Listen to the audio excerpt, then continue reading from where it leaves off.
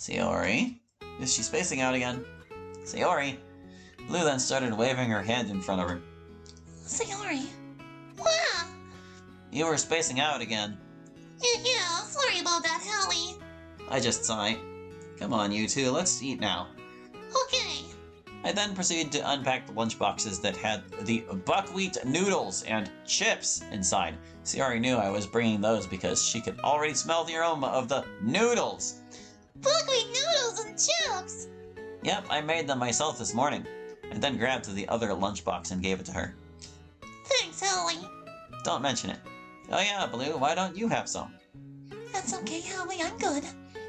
You sure? I kind of ate a bit too much, actually. Figured I could eat, or at least share some with you, when I'm already sharing with Sayori. Well, alright then. Thanks for the food, then. I hand Blue some of the extra meal I prepared. Right then, let's eat. We then started eating the food I brought. Of course, Sayori loved every bit of it. The noodles combined with the chips was a savory combination. Don't need the you. That's a Britishism right there. Blue compliments me for the meal I prepared, saying it's actually good food she's eaten in a while now. However, my mind still trots around with Natsuki, who still hasn't replied to my texts yet. I'm tempted to call her number again, but I eventually just think she's just not going to answer it. She's dead. After eating, we still had time to hang around a bit. Sayori then suddenly speaks to Blue about something. Blue? What is it, Sayori? I know this is sudden, but what exactly are those markings on your neck? The one that's partially covered by the choker you're wearing. Sayori seems to be also curious about the blue tattoo markings. Since she's already talking about it to her, I might as well ask her what they exactly are. Oh yeah, about that. I've been curious myself as to what they really are as well. Are they some kind of tattoo? Oh, you mean these markings on my neck? They're not actually tattoos per se. They're not? Yes. Back at where I live, people like me called Honora are born with these naturally. Honora? Isn't that a word related to frogs? Or sorry, frogs? Yeah? Yes, Hallie. So what exactly are those markings on your neck? I can't exactly tell what they are, but Erica did tell me to not let people touch them. That's why I wear a choker to cover them. Even if it's uncomfortable, I kind of need to wear it regardless. Huh, okay then. Sayori then, however, leans towards her as she reaches to touch her weird markings, partially covered by her choker. Sayori, she just said other people are not supposed to touch them. What is wrong with you? So what exactly happens if someone touches it? Don't touch those nuts, Sayori. From out of nowhere, Blue literally screams in fear as Sayori was inches away from touching the markings on Blue's neck. Blue, are you okay? I'm sorry about that, Hallie. Sayori. Blue quickly stands up, clearly scared of something. I'm going to go now. And just like that, before I can even tell her it's fine, she quickly runs out and back into the school. Hallie! I feel bad for doing that. I didn't know she would react like that. It's fine, Sayori. I'm sure she didn't mean reacting like that. She was caught by surprise with you trying to touch it without any warning. No, even so, I still feel bad for doing that. Blue is my friend, and I feel bad for making her feel that way. So I'm going to apologize to her right away. Well, if you're serious about doing that, we better start going back down now as well. Afternoon classes are about to begin soon. Forgot the period. Yeah. Thanks for eating lunch with me, Hallie. Don't mention it, Sayori. Anyway, let's go. Sure, let's go. We slowly made our way down from the rooftop back to the classrooms. We then made our way to our rooms until we reached the room where Sayori should be right now. Pardon me. Well, here's your stop, Sayori. I'll see you later then, okay? Okay, Hallie. See you later at the club then. Sayori then heads into her room before I leave the area. I see her walking towards Blue, who seems to be in the same room she's in right now. I eventually then make my way to my own classroom. On my way to my classroom, I could then hear some people talking in one of the rooms, one of which belonged being Monica's. But what caught my attention even more was the fact who she was talking to. Monica, for the nine divines' sake, what did I told you? I hear Erica's voice in the same room with Monica. It looks like they're talking together. Curious, I went over to the door and take a peek to see what they were talking about. The both of them seemed to be seriously discussing about something. I decided to listen in to what they're discussing about entirely. Just eavesdropping casually. How would I know Sayori would do something like that? You're forgetting that I'm not any of my other clone series that still have full control of everything. I'm not those clones, Erica. You know that. Despite everything happening again, just please. Don't let the other girls touch the warts on Blue Poison's neck. We're not even sure if those can affect humans like that, or what actual Blue Poison dart frogs could do. Well, maybe if you haven't picked her up from Brian's lab too, maybe we wouldn't have to worry about her at all. And as far as I know, you're the reason she has auropathy right now in the first place. And luckily she's nowhere near able to infect others with it. Watch it, Akinam. The only reason I'm here right now is to make sure Hallie doesn't get killed again, like you all recklessly let him the first time. And for the record, Blue Poison wasn't even supposed to end up with Brian. She was supposed to end up in containment after that incident in Rhodes Island. Is this like a fictional place that they named Rhodes Island, or is it supposed to be Rhode Island because Rhode Island doesn't have an S in it? Well, it's your fault she's what she is now, right? You have to make amends for it. A familiar girl's giggle can be heard amidst from the two of them talking. My, you two. I see Kurumi leaning behind the closet door near the window. Such hostilities between each other. And yet here we all are, working together to change everything and prevent history from repeating itself. We're only working together because we don't want Hallie getting killed off by Victor and Eric's power punch by accident. So watch what you're saying. We're not here to just live happily ever after. But of course, Erica. So, what news do you have on your end? Do your clones have anything to report at the very least? Now that you mention it, Brian's apparently sent in someone to take care of me. He somehow finally got one of those DEM wizards to track me down, apparently. He actually has the balls out, or now to actually do this, actually. So, do you have any plans in regards to that? Not entirely, but I guess I'll just lay low for the time being. That being said, I hope you two will get along while I'm away. Kurumi then suddenly stands up on the ledge of the window as if she's about to jump out. She's not serious about that, is she? We're on the 3rd floor of the building. Oh, and Erica. What is it? Make sure Brian doesn't find your mistake hiding here. Otherwise, we'll have problems. Mistake? Hallie's demise from what that dual personality version of the Overseer didn't just bore the reset as the result of what happened. Something else came through after what happened. I don't... the wording. What mistake? Damn it, Kurumi, just get to the point already. Kurumi just giggles. But that's the best part. Just seeing you ponder what exactly is going on is such an amusement. That being said, though, I bid you both adieu. Just like that, Kurumi suddenly jumps out the window.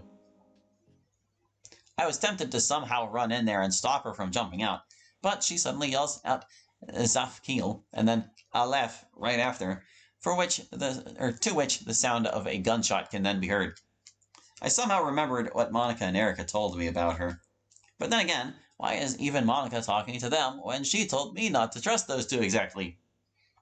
As I ponder my thoughts, the school bell starts ringing. Crap. I started heading over to my room in a hurry. Moments later, I finally arrived at my room and slumped on over to my desk, tired from all that running. Phew. Made it. Some of my classmates starting coming as well. Who the hell is Boner-san? Hey, Hallie. Is that Hallie? Hey, guys. Hold on, maybe these guys know where Natsuki is. I got so distracted with Erica, Monica, and Kurumi's conversation earlier I could have looked around for her or even called her again. Hey, guys, you both seem to be Natsuki's classmates, right?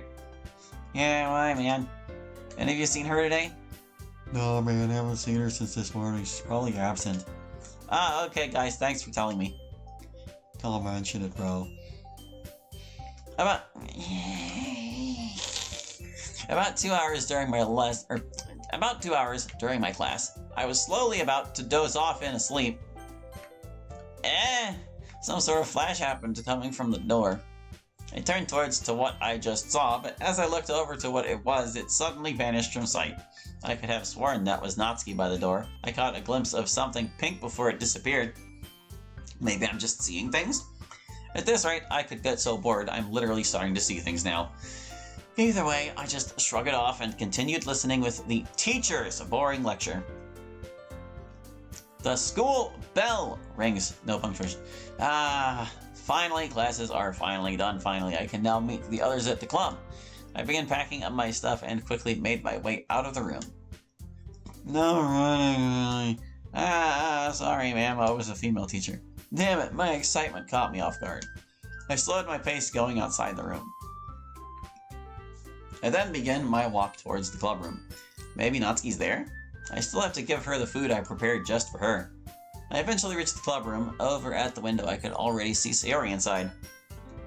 You know, if she's not going to school, why on earth would she just go there for the club?